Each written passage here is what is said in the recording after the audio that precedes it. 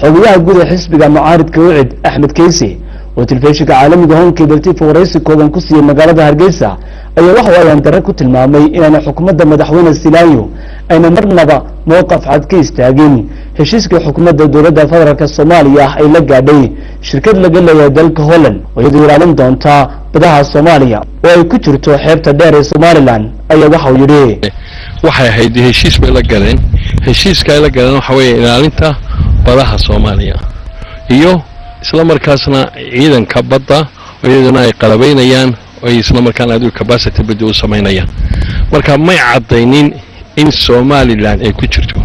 laakiin waxa iska mafhuuma ama iska fahmi karaya maadaama aad aragto marka dhigato ama aad fiiro u yeelato dastuurka dowladda federaalka Soomaaliya inay sheeganayso xuduudaha Soomaaliya ay kala gareynayso marka sida awgeed mar hadaan cadaynina oo inta badan ay anaga Somaliland maamulna waxaan u qaadanaynaa inay ku jirto 740 kiiloomitir xeebta Soomaaliya ay leedahay waxaan u aragnaa waa qalad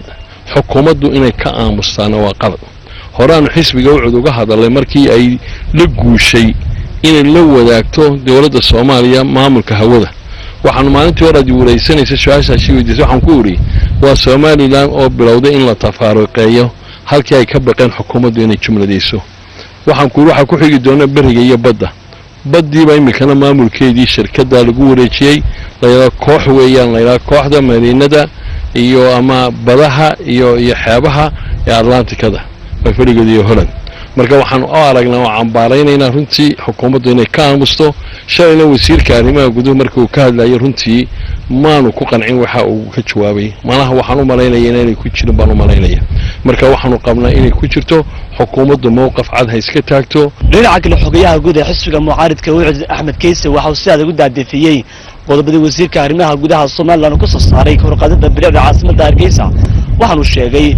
inuu wasiirku fargelin baan ku hayo shaqadii maayirada dalka Soomaaliland isagoo ka hadlaya waxa uu yiri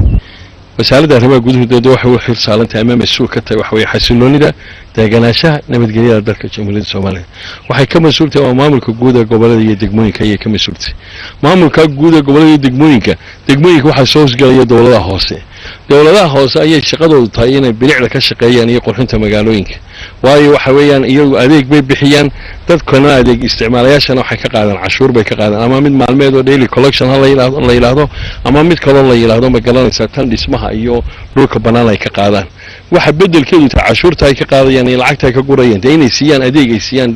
dadweynaha adeeg isticmaalayaasha ay ka mid tahay bilicda magaalada qashinka laga guro security lightski jardiinooyin ama meelo beero dadku fariisan kara ama garoonadii waxa inay bixiyaan bay dahay shaqadaas waa shaqadii dawladda hoose wasiirka arrimaha gudaha ama wasaaradda arrimaha guduhu iyadoo waxa weeyaan waa istaraatiiji iyo policy level wuxuu soo saari karaya wasiirku inuu yiraahdo waxa kor loo qaaday meeyadu amri kale iyagu waranaya loo qaado bilicda magaalada waana nasiib darro weyn baan arkaa maanta dana xisbaan wasiirkii dhamaa arrimaha gudaha oo ka hadlaya bilicda iyo jardiinooyinka nooca la dhigayo iyo dhirta la waraabinayo ka hadlaya wallahi nasiib darro weyn baan u aragnaa hadana shalayto iyo ayaamaha markii uu xilka intuu la wareegay waxa mooday inuu u hadlayo mar inuu yahay maayarka caasimadda Hargeysa marna inuu hadlayo maayarada Somaliland degmooyinkooda dhan marna wuxuu hadlayaa inuu yahay gudoomiyaha golayaasha deegaanka marka waxaan leenahay wasiirka iyo wasaaradda arrimaha gudaha loogama fadhiyeen maanta bilic ka sheekayso